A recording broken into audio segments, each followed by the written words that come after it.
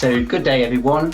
Firstly, thank you all for joining today and taking the time out of your busy days. I'm Stuart Hales and I'm your host as well as presenter in today's webinar. And I'm joined today by Alex Nicholson from Scale, with which I'll be introducing shortly. We're here to present next level VDI, secure, scalable and effortless with scale computing and Tenzig technology. But before we get underway, I just have a small bit of housekeeping to go through first. So the slide deck and webinar recording will be shared following the webinar, and there will be also a short Q&A at the end of the session. However, also feel free to drop chat questions in during the session, and we'll try and review these throughout or at the end in the Q&A. We'll also be throwing up some poll questions during the session. It will really help to get your participation in these so we can track and review our attendees' current state of play on these points we cover. So with that said, let's kick things off. So firstly, as mentioned, some quick introductions to Alex and myself. So I'm Stuart Hales and I am a pre-sales engineer for Tenzig, covering the EMEA region. I've worked in IT now for 25 years, and of that 5 years at Tenzig. I come from a support, IT management and product management background and have a lot of experience and certifications in Microsoft operating systems, as well as Cisco certifications and experience around networking and real-time protocols. In past and current roles, I've specialised in VoIP telephony, as well as my time with Tenzig covering a wide range of VDI and DAS platforms. I'm based from our EMEA headquarters in the UK. I'm really pleased today to be joined by Alex Nicholson. Alex, I'll hand over to you. Thank you. I'm Alex Nicholson. I am Senior Solutions Architect for Scale Computing. I started at Scale almost a decade ago in support, so very similar to Stuart. I'm based out of our headquarters in Indianapolis, Indiana, racing capital of the world, coming up here soon. So prior to that, I was also at Apple as a support role over there. So about a decade total in IT, but now on the pre-sale side, helping customers with looking for a VMware alternative. Excellent, thanks, Alex.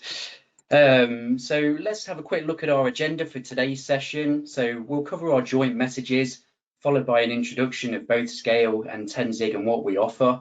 Then we will have a demonstration of the Tenzig solution, showing a quick out-of-the-box overview of our PeakOS operating system, connecting to Scale environments using either the Parallels client or Leostream Connect client, and how then we can capture a configuration template from that device and deploy to others, enabling no-touch deployment. So we'll then wrap things up by covering some key takeaways of our joint offering, and then, as mentioned, finally the Q&A at the end. So just a final quick reminder that the recording and slide deck will be shared after the webinar for you to use afterwards. So a quick intro on Tenzig for those that aren't already aware. We've been in business for over 20 years and we're headquartered in the USA out of Phoenix, Arizona, and have our EMEA head office here in the UK with satellite offices in Germany and Australia. And we like to think of ourselves as a one-stop shop hardware and software vendor of thin and zero clients. So as you can see from this initial slide, we offer hardware options for pretty much all use cases, in-house developed Linux-based operating systems, as well as offering Windows 11 IoT support for our own hardware. We also offer repurposing software for traditional PCs and laptops or other vendors' thin clients. And all of these options can then be managed using our Tenzig Manager application, which we'll look at later on. So Tenzig have a partner affiliations program in place that enables us to work with partners more closely and collaborate on messaging, as well as the partner affiliation with Scale Computing. We also have many other affiliations, as you can see here, with various partners that enable us to have regular synchronization on product roadmaps and management, also on closer development collaboration, and we have more easily defined support and escalation tracks aiding Tenzig support teams, along with in-house ability to replicate customer environments for issue replication and validation. Finally, we also have certified sales and technical staff for the different partner and product portfolios. So our joint message, Alex, I'll let you start by talking through our joint message from a Scale's perspective, if you want to go. Absolutely. So yeah, we have been a VMware alternative actually since 2012. So we've been doing this for quite a while. We provide the underlying infrastructure as a hyperconverged infrastructure. So we're providing the compute, the storage, the hypervisor, all from a company based out of Indianapolis, supported by us. So very similar to Tenzing, I'm finding out. It is scalable, as our name implies. You can mix and match the hardware. It's a very simple UI. It's designed to get you out of staring at the infrastructure and focus more on the applications, the end users, whatever applications you need to focus and spend your time on, such as virtual desktops. Excellent. That's great, thanks.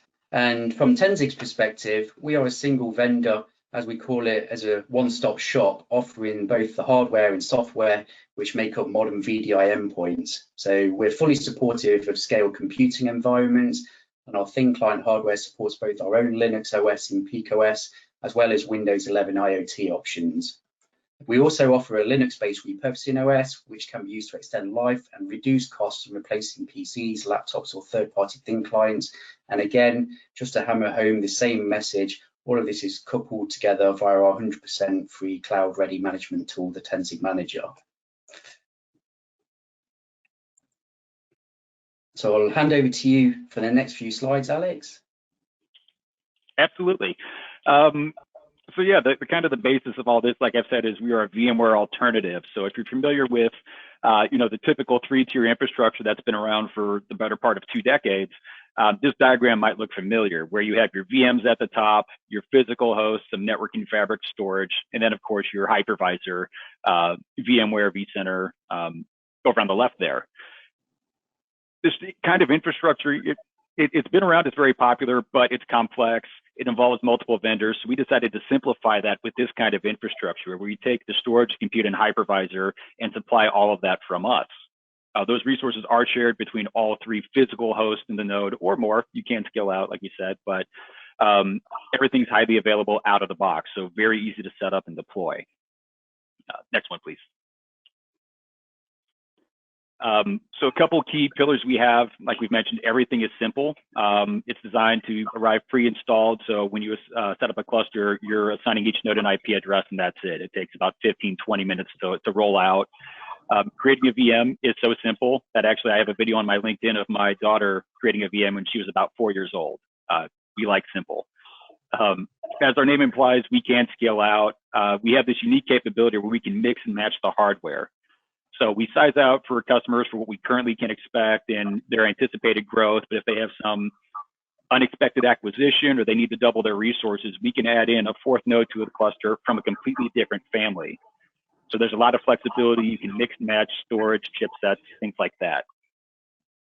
We do provide high availability. We have self-healing capabilities as well as backup and replication, all built into the hypervisor. And we also have an incredibly simplified and cost-effective licensing structure. So it's a very cost-effective VMware alternative. That's great, thanks. Mm-hmm.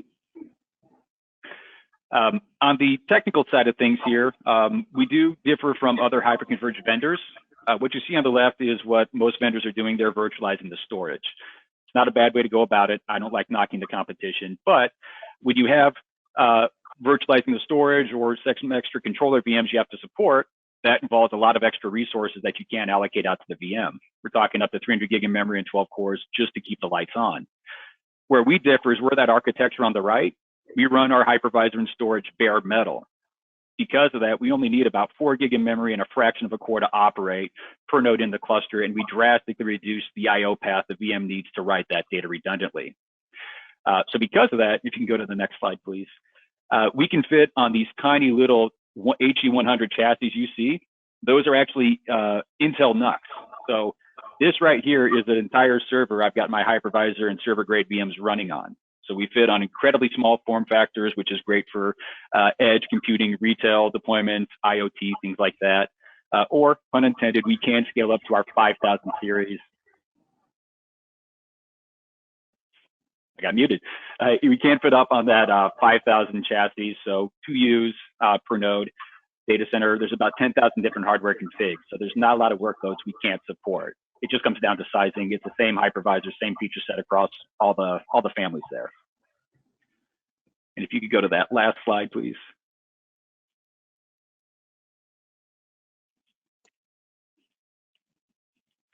We also have the ability to, I mentioned this, but have backup and replication. So we do use snapshots to accomplish that. We have our own block engine we've custom made in-house, and because of that, we can take up to 5,000 snapshots per VM, up to 7 years retention. There's no impact to the guest, and those snaps are being taken. So it's very different from what the industry is used to with snapshots.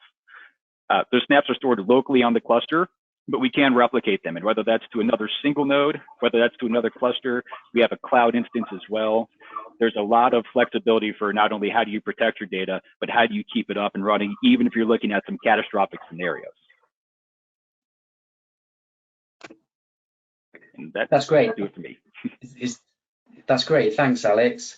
So we'll continue now with our focus back on the Tenzig solution, back more on the endpoint access in the scale environment. So from Tenzig's perspective, we offer a number of operating system options depending on different use cases. So we have our zero client operating system, which is NOS. So this is our most popular operating system, and also it's the smallest image size, but it's tailored to specific platforms. So we only offer 3 variants of this, one for Citrix, one for Omnissa, and one for AVD. After that, we've got PeakOS. So this is our full thin client operating system, which offers more flexibility and connectivity to multiple clients and applications, including VDI, DAS, and also local web apps. So this is what we predominantly use on the Tenzig hardware to be able to connect to the scale environment. So we can utilize either the Parallels client for that purpose, or we can also use the Leostream Connect client as well, depending on which one you prefer. So those 2 operating systems are specific to Tenzig hardware. Then we have RepurpOS, which is pretty much the same operating system as PeakOS. The only differentiator is that it's available for third-party hardware, so you can repurpose those PCs and laptops to convert them to be a thin client to manage them using the Tenzig Manager software. We also, again, offer Windows as an alternative. And all of those, again, can be managed using the Tenzig Manager, which can be installed on-premise, but is also cloud-ready to be deployed on somewhere like Azure or Amazon Workspaces or Google Cloud for that matter. So looking at our thin client hardware, so you'll find full details of our thin client portfolio on our website, but all of our hardware is Intel AMD-based processors. So this gives us the maximum flexibility in performance. We have a mixture of different hardware options in traditional fixed thin clients, which are aimed starting off with task worker devices, going on to more knowledge worker endpoints, which cater for users that are using more UC type of applications, such as Teams and Zoom.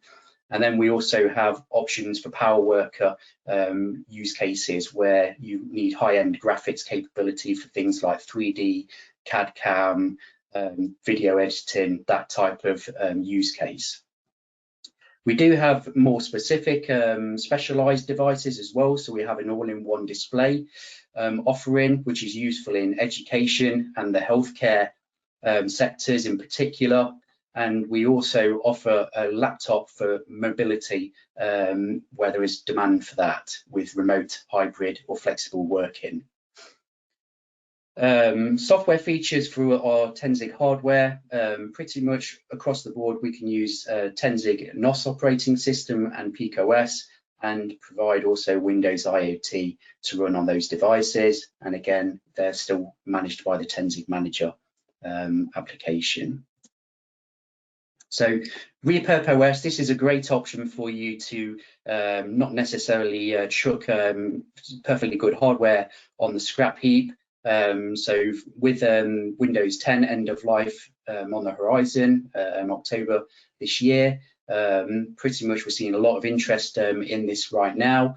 So for customers that want to continue using fairly decent up-to-date hardware, but don't have the TPM hardware to be able to facilitate Windows 11, they can potentially use repurpose on those devices to prolong the lifespan of them, and then connect to a Windows 11 desktop, which can be then deployed in your VDI or DAS environment using a virtual TPM. So repurpose is a fully secure operating system in just the same way as our Linux-based operating systems for our own hardware. Then we have the Tenzig Manager. So this is free, 100% free. So there's no subscription required for using the Tenzig Manager, and it's not dependent on the number of clients that can be managed or users that can access it.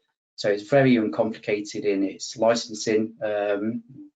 We also have Windows-based centralized management tool, but there is also going to be a Linux virtual appliance available, hopefully before the end of the first half of this year, but could be towards the end of 2025. So this is included with all of our Tenzig thin client hardware, and also with our repurpose operating system. So there is multi-tenancy available with the Linux virtual appliance, so that will be something that will be coming with that later in the year.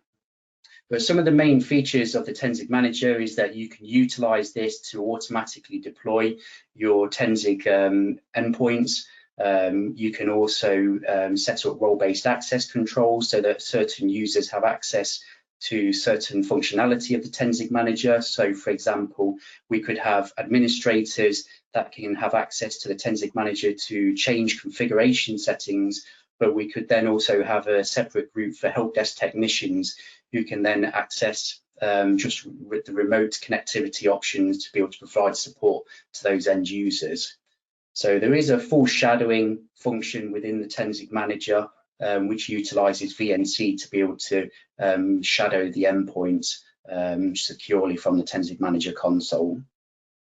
You can also schedule tasks to perform processes out of hours, and we also support firmware updates through a method called distributed firmware versioning, which allows you to be able to push out the firmware to an endpoint at a remote location, and that can then push out the firmware locally to the remaining devices. So it won't consume all of your network bandwidth pushing out the firmware directly from the manager to all of those remote units.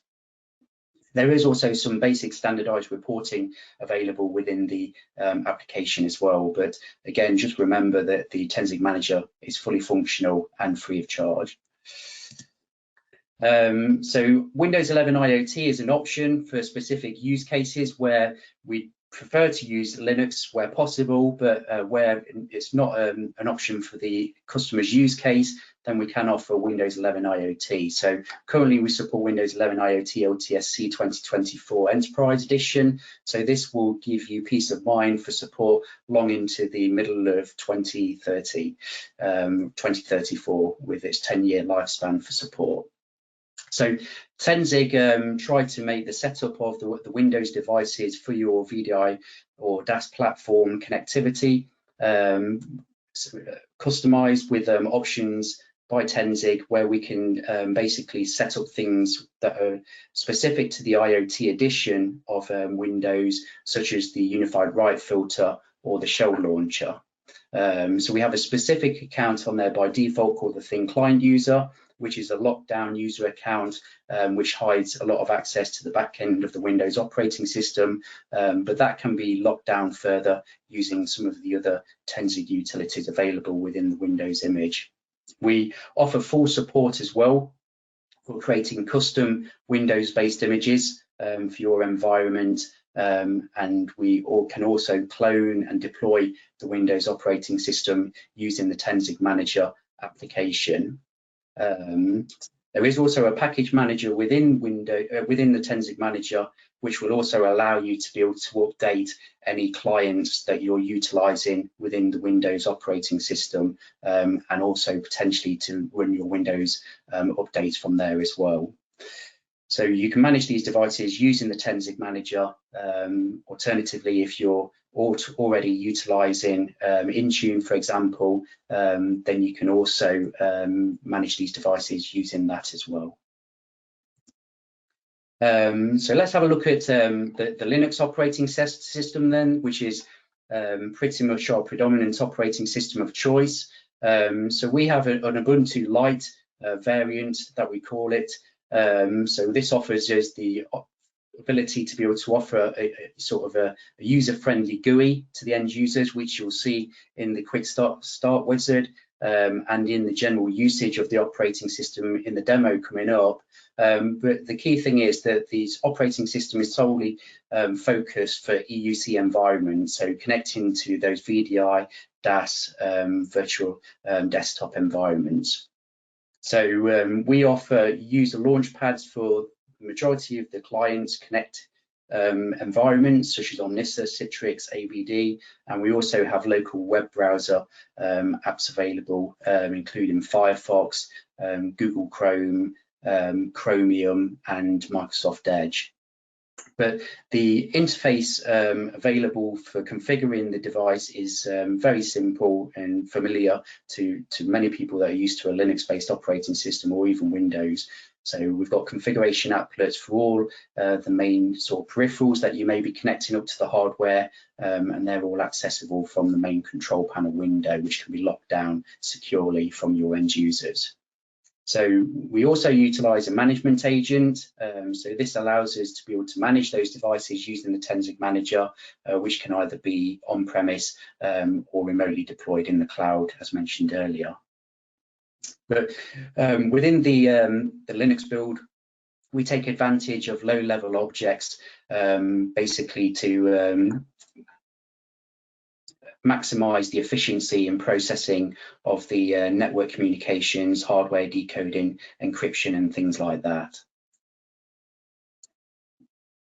So just a bit of background about the structure of the Linux OS that we're using. So again, we use that Ubuntu base for the kernel, and currently we're using 2204. This will be soon updated to the 2404 edition. But pretty much the structure of the file system uses squashfs packages, providing specific functionality. So as you can see on the right hand side here, we've got these different squash bundles, and they're basically designed for a specific purpose.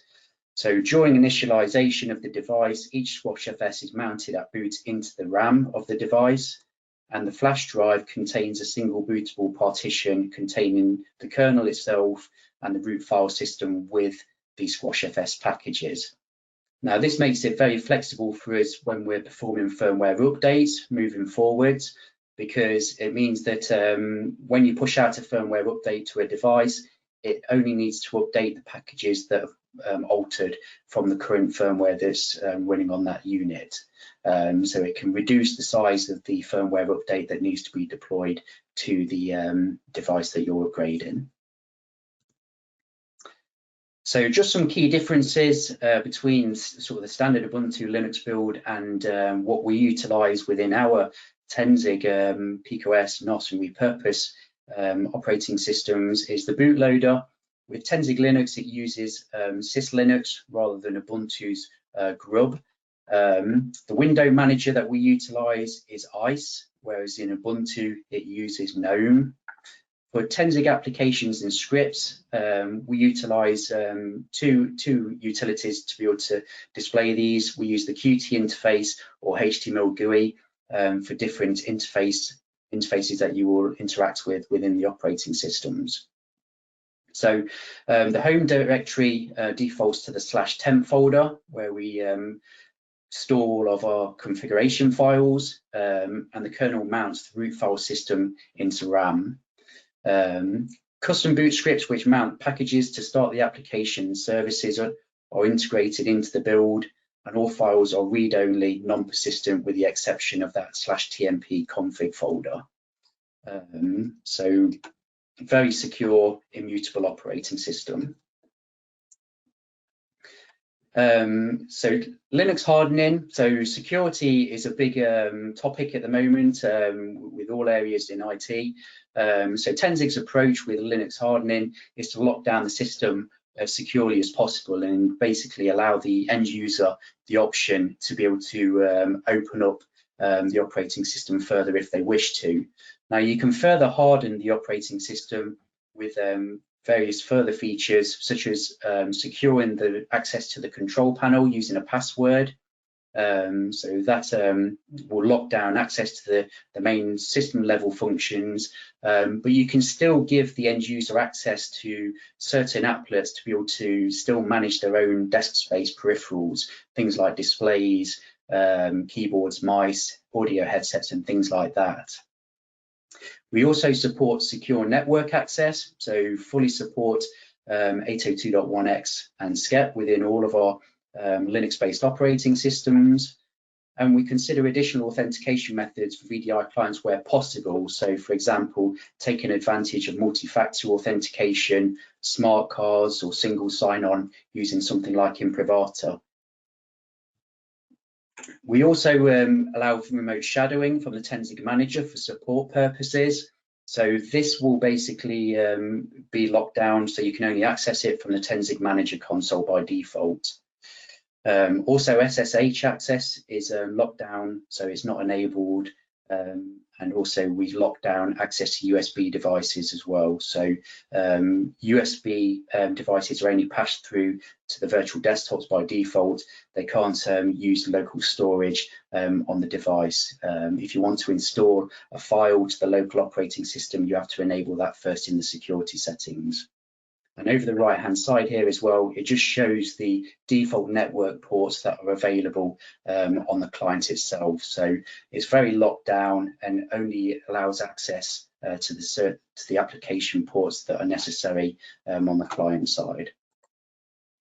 So we support a multitude of different VDI clients, so from Omnis Horizon, Citrix Workspace app, FreeRDP, AVD clients, HP Anywhere, Nutanix Frame Parallels, Leostream. So in particular for scale, we'll be looking at the Parallels and Leostream clients. But we also have other clients for different connectivity, such as for VNC and also PuTTY. And we also have session management agents as well for Liquidware, Stratosphere, and Control Hub.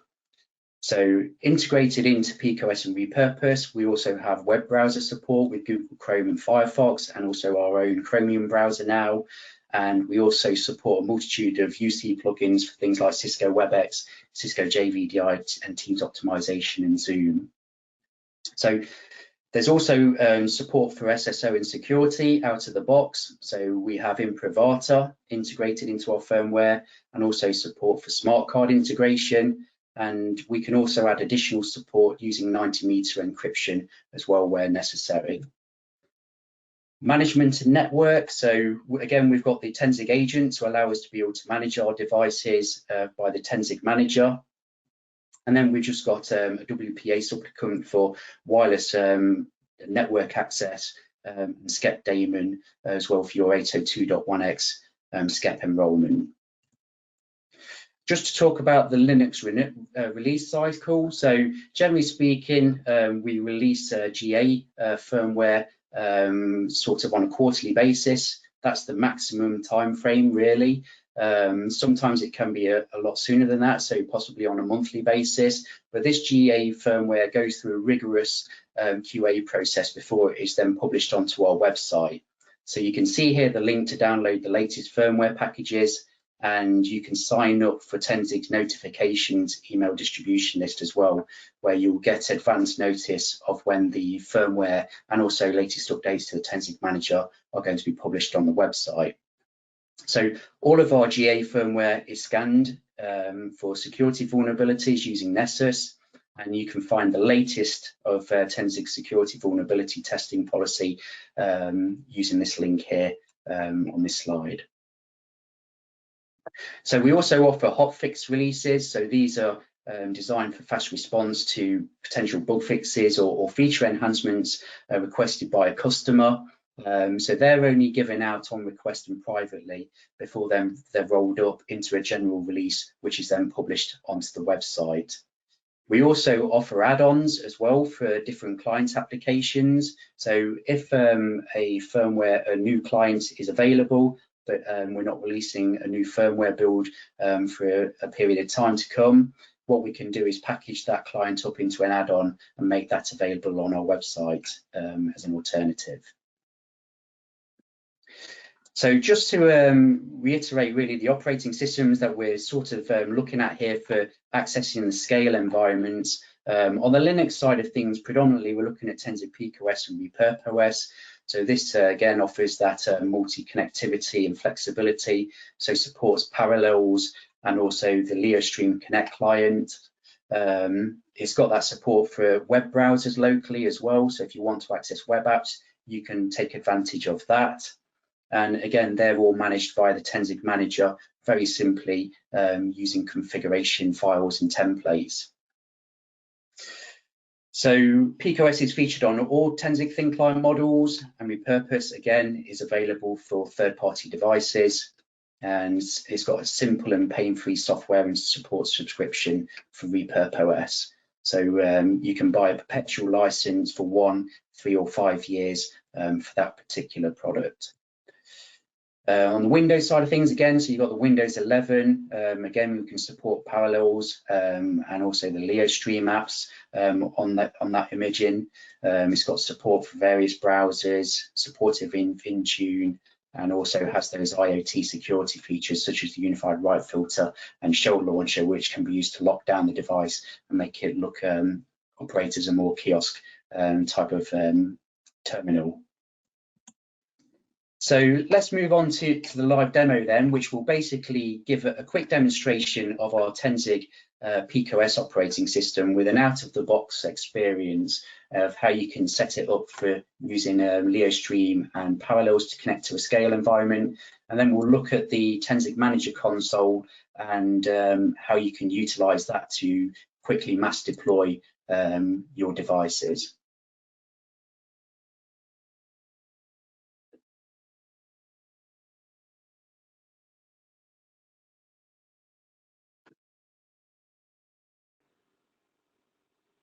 So to kick this demo off then, let's go through an out-of-the-box experience of a Tenzing thin client running PeakOS and just show how simple it is to connect to your scale platform using either the Leostream Connect client or the Parallels client. We'll also look at customizing the device and also locking it down ready for your end users to use. So imagine you're taking your Tenzing thin client out of the box and connected it all up. You've turned it on and it's now booted up and sat waiting at this initial configuration wizard. So this will just take you through some prerequisite steps before then you will get access to the full desktop where you can configure the device further.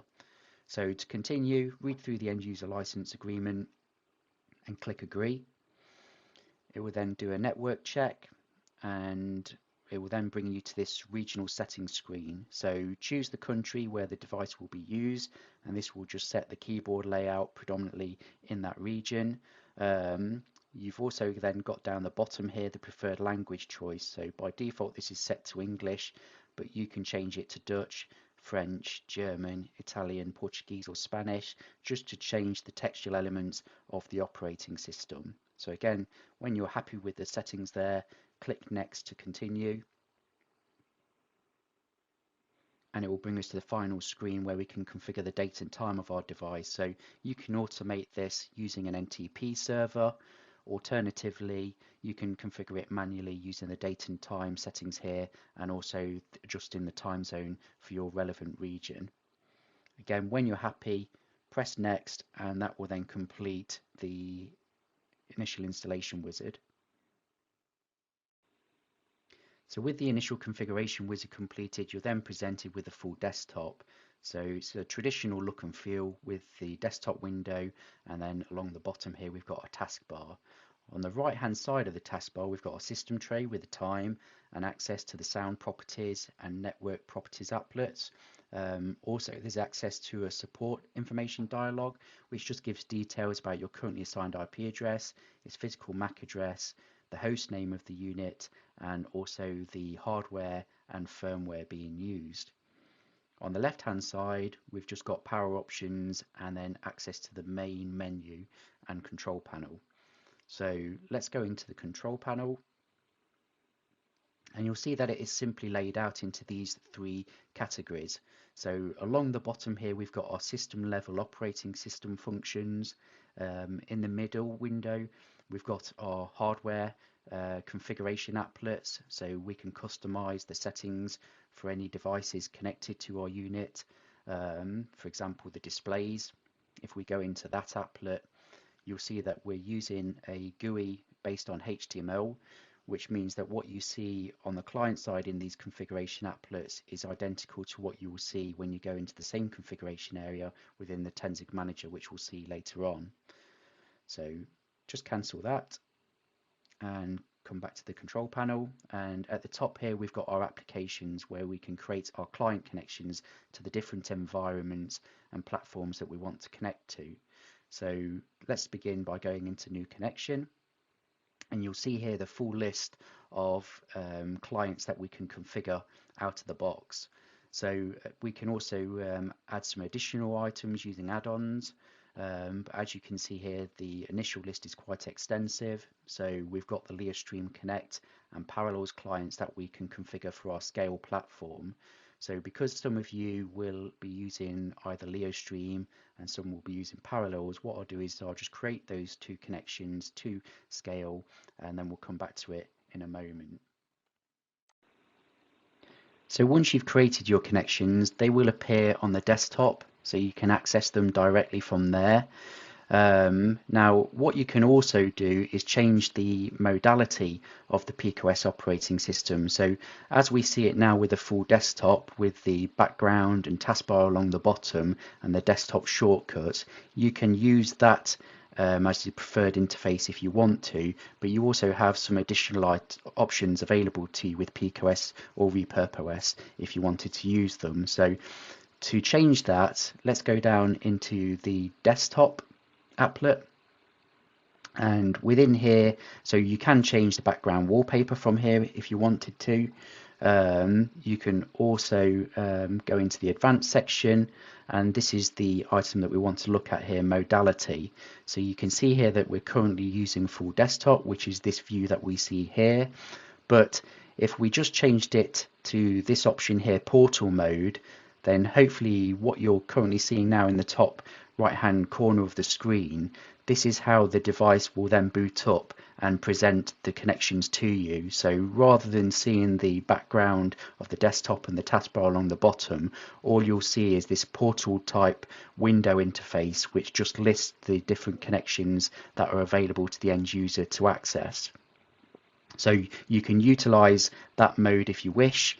For others, you might want a more automated method of connecting to your Scale platform using one of these connection types and using a more kiosk type interface. So if you want to utilize that, then we can set the modality here to kiosk mode, and once one thing that you need to do before you actually set it within this window here is you have to go to the connection that you want to use in the kiosk mode.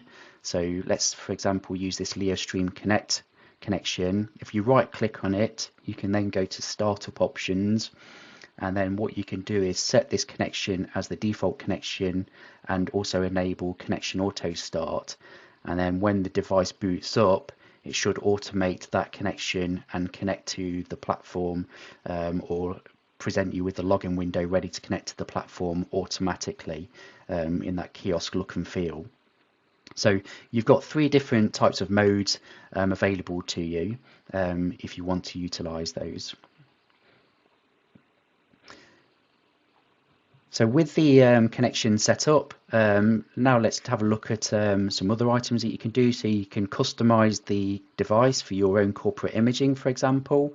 So if you wanted to do that, because the operating system is hardened and locked down by default, you first have to enable local USB usage by going into the security settings. So if on here you select enable install from USB, and then save,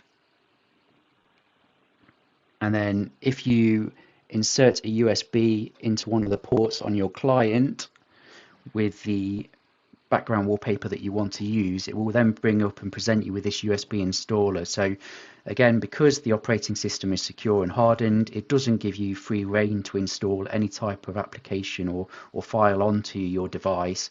It will only allow you to install specific file types, so things like network certificates, background images, printer drivers, firmware updates can all be deployed from the USB drive. So let's just change the background image.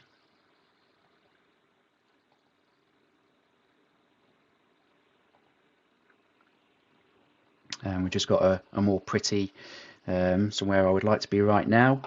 Background now presented on the desktop of the device.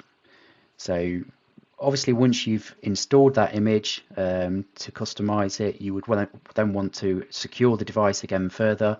So if we go back into the security settings, you can then disable install from USB to lock down the device again. But whilst we're in here, let's look at some other items that you can change.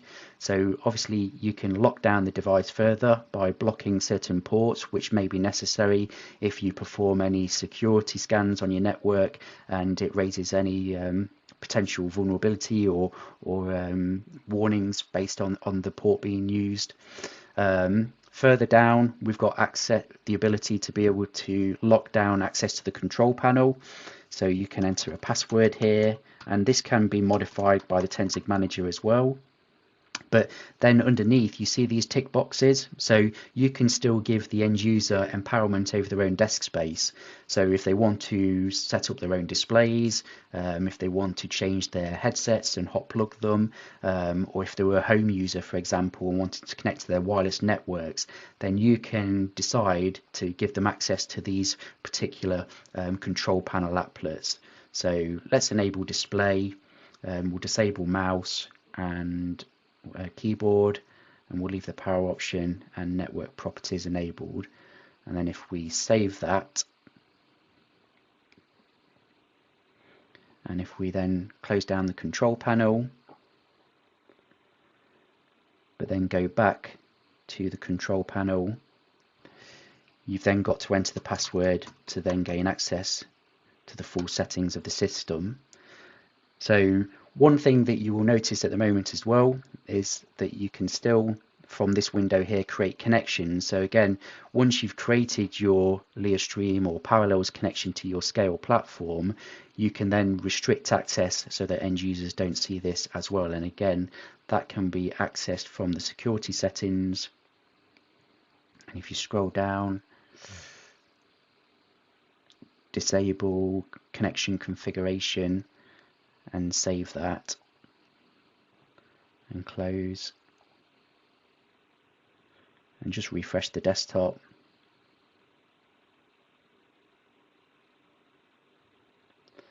And if we then go back to the menu, you'll see now that you don't have access to be able to add further connections to the client.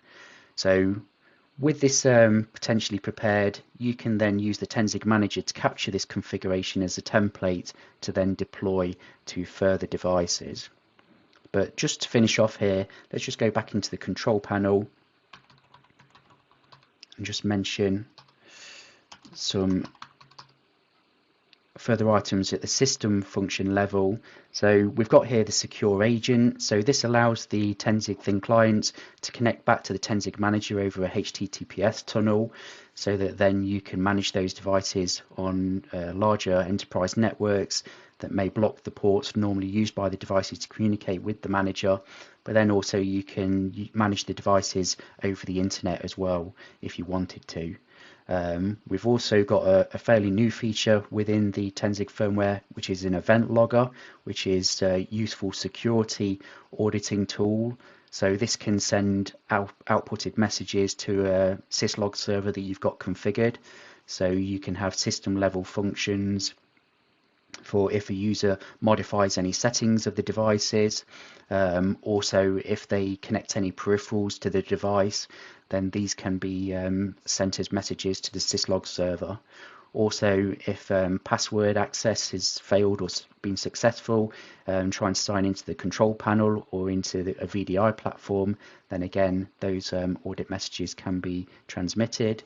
And then we've got some performance and network utilization login messages as well. So that's a useful feature now in the later 16.5.38.3 firmware. So further down, we've also got the VNC service, which just gives you the ability to be able to shadow the device from the Tenzing manager.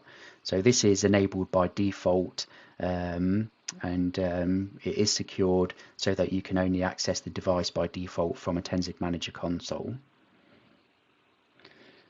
So let's say that we've got our device prepared. We then want to use the Tenzing manager to deploy further units. So what we'll do is now look at the Tenzing manager to capture a template and use a group to then deploy to further Tenzing devices.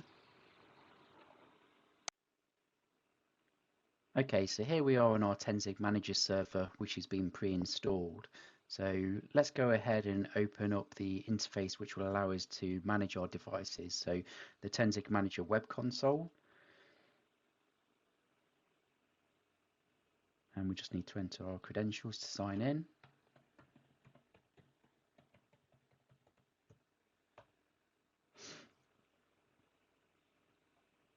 And then we're presented with this main window. So it's split into these sections where you've got a list of any devices that have been detected by the Tenzing Manager server or registered automatically on boot.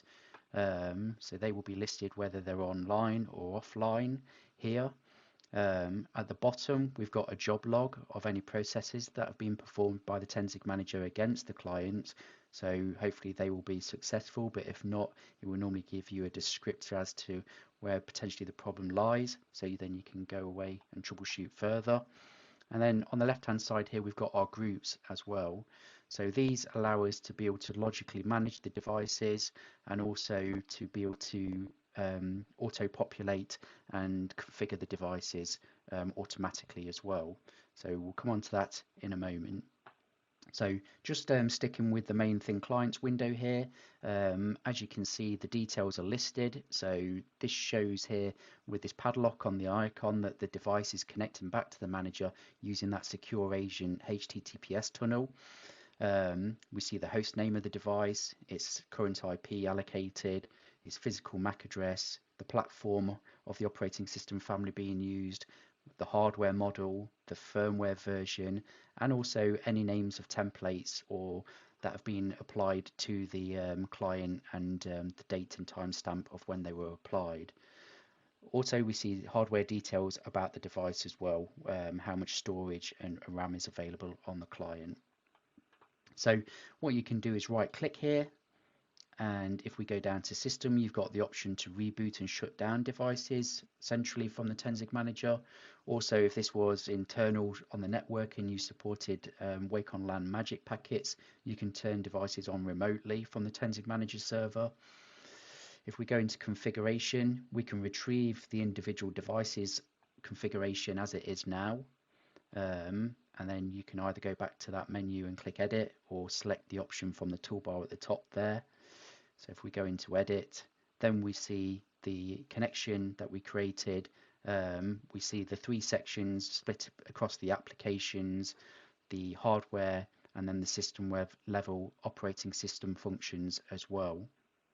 So you can go into any of these screens and modify the settings. So as I showed you earlier when we were looking at the local client and the display properties, the look and feel of what you see when you look at the same page in the Tenzing Manager is the same. So it gives you that unified GUI experience across devices and the management tool. So again, you can change any of the settings here and send those back to the device if you wanted to change the settings on an individual device only. Or the majority of the changes are done in real time. Only certain parameters like network configuration changes require a restart of the device. But once that is done, what we can then look at is how you can utilize a configuration from a single device to almost do no touch deployment and automate the deployment of your further units. So what we would want to do first is generate a template of the client that we've got configured. So if we go to generate template, and we've got a template in there already, but I will create a new one.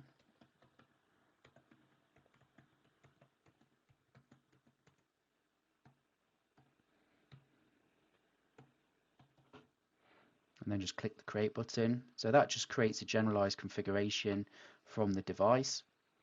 And we can get access to the templates from up here on the toolbar. So if we go in and select the template, so you can leave that as a golden image, as it were, if you wanted to, and create a copy. And it might be just to rename it as version 2 if you wanted. But then we can go in and we can modify the settings within here for this particular device. So if you wanted to, you could go into the security settings, and where we enabled some of the applets to be allowed for the end user to modify, we could lock those down so that they're not available to the end user. So once you're happy with the template configuration, we can come out of there, and then we can look at the groups over here on the left hand side. So if you right click and go to new group, we can give our new group a name.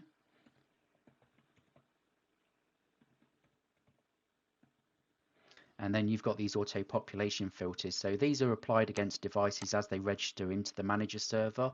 So you've got filter by platform, whether it's using our Linux firmware or Windows, for example, filter by firmware versions, individual MAC addresses, hardware models, and we've also got filter by computer names, host names, or filter by IP address. So for the majority of customers using devices internally, they normally use groups split up by filter by platform and IP address ranges. So I'll go into here and I'll just add the range for my device currently being used.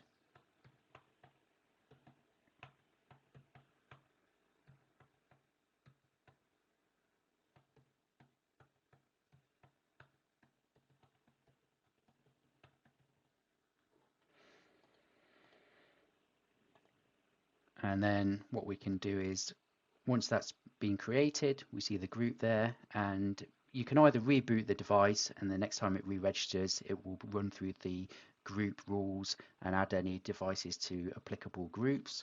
Alternatively, we can go to the group and repopulate, and then it will check against all of the clients the rules on that particular group.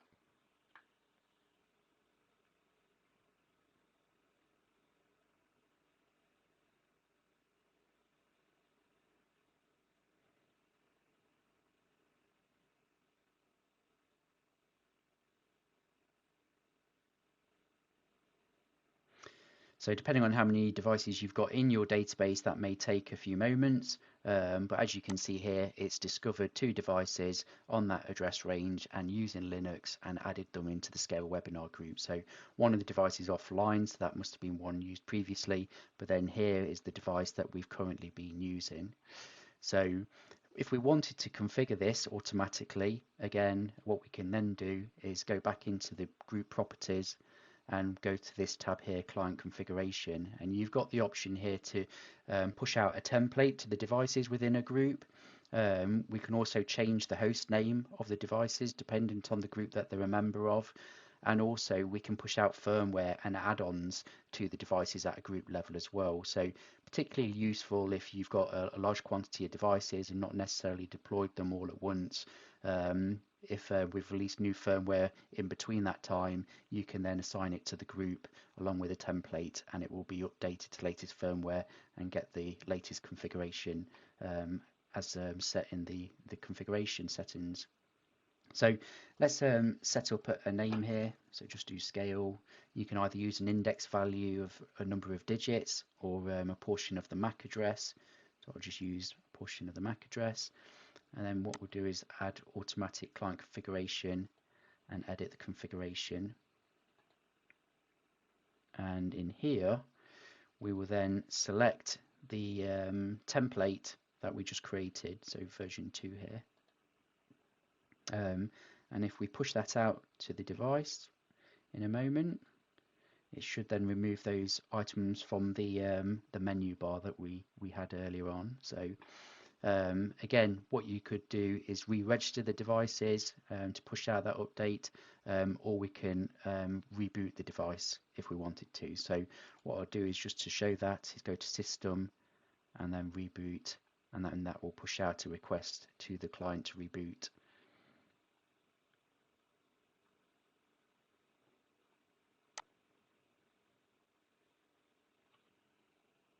So once that device reappears into the Tenzing Manager console, you can see here that the job log has just notified us that actually it's renamed the device automatically. So it's changed the host name to Scale, and then the last part of the MAC address, and it's applied that template that we just created as well. And looking here now, this is being updated, so the host name is now showing correctly, and also we've got our template name and date timestamp of when it was applied. So that shows how we can quickly basically do an auto no-touch deployment of many devices just using a configuration template from a single device. So what we can also do with these devices is we can download log files from them remotely into the Tenzing Manager console. So particularly useful for troubleshooting purposes, especially if devices are deployed remotely, then they can be pulled into the Manager console and worked on where necessary. Also, there's the VNC function, which gives you the ability to remotely support the devices. So as a help desk technician, if they get a call on the help desk telephone number, they can locate the device in the Manager console and jump onto it and see what the actual end user is seeing on their end as well. So as you can see here, you can also interact with it just as you would do as if it was a local device. So you see now that the menu bar has had those applets that we had earlier for things like the display, the keyboard and mouse, and the network settings, and had them removed. So it's been locked down further than it was previously. But you can get access into the control panel by entering the password, and then you can make changes locally on the actual device itself if you needed to. So really useful support tool, and that's also backed up as well with the role-based access controls that are available with the Tenzing Manager server. So if we go into the Tenzing Manager program group, Tenzing Manager role administration, then with your Tenzing Manager server, when it's joined to your domain, you'll be able to pull through here users and groups from your Active Directory infrastructure and be able to set them with different levels of permissions as necessary. So by default, there are 2 groups available to you. So you have administrators, which as you expect have full control, so they can do things like remote operations, turning on, turning off devices, shadowing them for support, but they can also do the functions of being able to change client configurations and factory default devices, whereas the technicians, they are limited from the outset, so they can do the remote operations, but if you go into things like the client configuration, then you're much more restricted in what you can actually do. So you can use these 2 roles to begin with if you wish to, but you can create further roles and set the permissions granularly as you need. So that's really how we can use the Tenzing Manager to quickly deploy your devices for connecting to the Scale platform using the templates and the groups.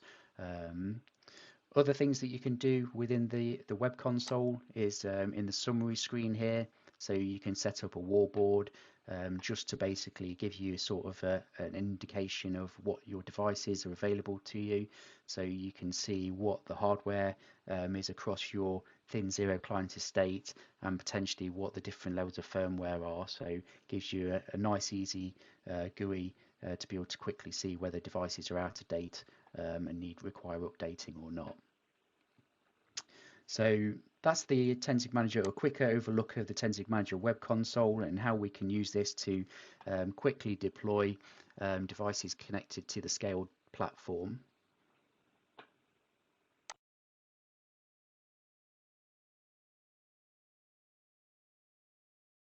Okay, and we're back. So we're nearly at the end of this session. So just quickly got a couple of things to do, just a couple of polls, and then we'll wrap things up with the key takeaways and the Q&As. We've had a few questions from some people. So let's go into the poll question just quickly. Question 2 here.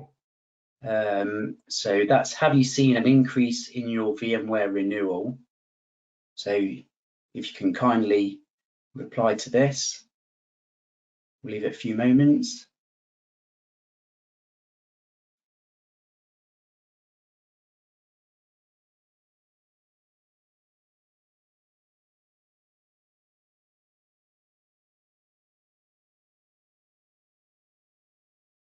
Still getting answers coming in. Okay, seems to have settled down now. So some good indications there. So thank you for that feedback. I'll close that poll question off now. And then we'll just look at the key takeaways then really of what you've seen for today. So on the Tenzing side of things, we wanted to cover some key takeaways with today's webinar. So we wanted to sort of make you aware that we are a one-stop hardware and software vendor providing thin clients, not just desktop-based, but also mobile and all-in-one for onboarding with scale environments.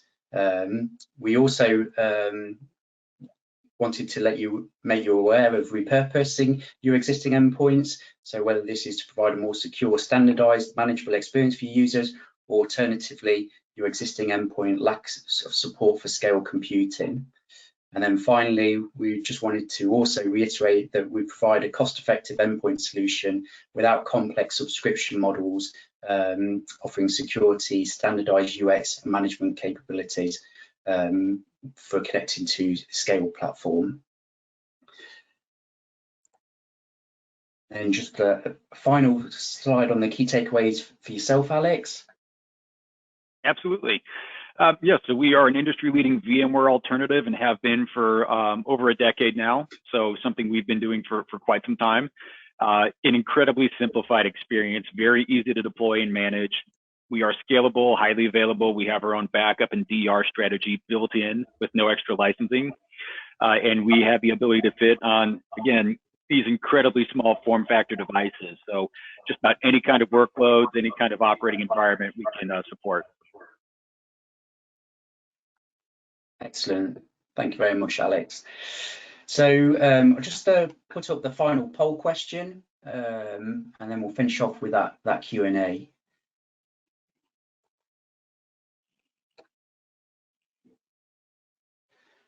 So would you like to receive a demo to test in your own environment for any of the following? And the options are Tenzing thin client hardware, Tenzing repurposed software, both Tenzing hardware and software, and scale computing.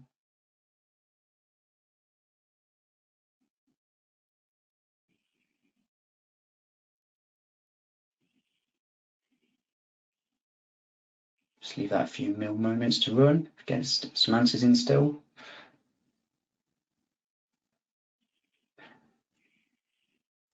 Okay, I'll close that one off then. So that's great stuff. Thanks for participating in those poll questions there at the end. So yeah, thanks very much for joining today. But just quickly have a look at some Q&A. Have we received any questions, Alex? Quite a few. So if someone was interested in partnering with both of us, they're looking for more information. I assume we can follow up with them after this, but as far as scale goes, we're 100% channel. We don't take anything direct, so we always use partners to help out with our customers. There's no minimum requirements or anything on our side, and we're very collaborative. So we'll work with your pace, however you want to work that deal. And probably a similar situation for us as well is that we are a partner-driven organisation. So really, the relationship would be with one of our partners. So we can put you in touch probably with the closest partner that's best suited for your region. So we'll be in touch on that. Perfect. Another question, is SNMP available? No, SNMP is not supported currently. There's no plans for it either. Really, Syslog provides facility for collating information from the endpoint, and that does the job well enough at the moment. So at the moment, there's no plans for SNMP. On the Scale side, we do have support for SNMP, SMTP, and Syslog as well. So on the infrastructure, yes. Asked about getting a document for the presentation. This recording will be sent out after at the conclusion, right? That's right, yeah. So we'll be sending out a copy of the actual PowerPoint presentation that we've gone through, and also the recording will be made available to everybody as well. It'll also be accessible via the YouTube channel. Okay, perfect. How would someone access a 10-zig demo device? Okay, so you can request a 10-zig demo device on our website. You can submit a request from there directly from www.10zig.com. So I urge anybody who's looking potentially for a demo device to look there, but also we'll take the feedback from the poll requests that people have submitted as well, and we can probably follow those up afterwards as well.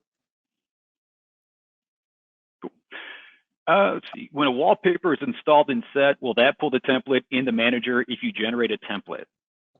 Yeah. Any wallpapers or files that you've imported into the client, that's all captured in the template as well. So what you see on one device that's been customized in that way is exactly what you'll see on other devices where the template's been deployed to.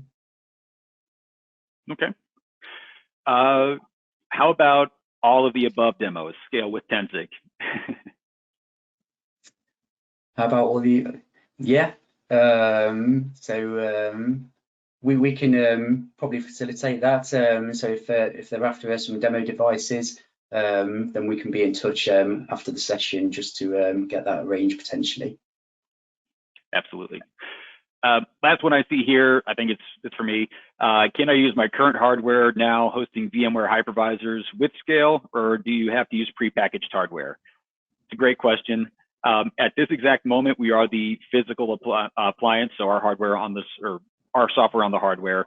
That's how we've done it from the get-go. But we are about to wrap up a beta of a hardware compatibility list. So here, the new feature, yes, you will be able to take our hypervisor, install it on the approved hardware, and repurpose your existing hardware. And we also, for customers that do have newer hardware, we also have some incentives during the quoting process to help recognize the financial investment on that hardware as well. So there's a couple ways we can handle that. Best thing there would just be to reach out to your Scale rep and go over your specific details, and we can take it from there. But yeah, this Broadcom thing has it's put our engineering team in, it's rearranged their priorities for sure. That's great, thanks. Any more? I think that's it for the questions. Okay. Well, so we'll wrap things up then now. So on behalf of 10-zig, just want to say thanks to Alex for participating in this webinar with me today, and also to everybody joining at their days as well for taking the time to join. So big thank you to all of you, and look out for new content coming from 10-zig and Scale coming up in the months ahead. Thank you. Take care.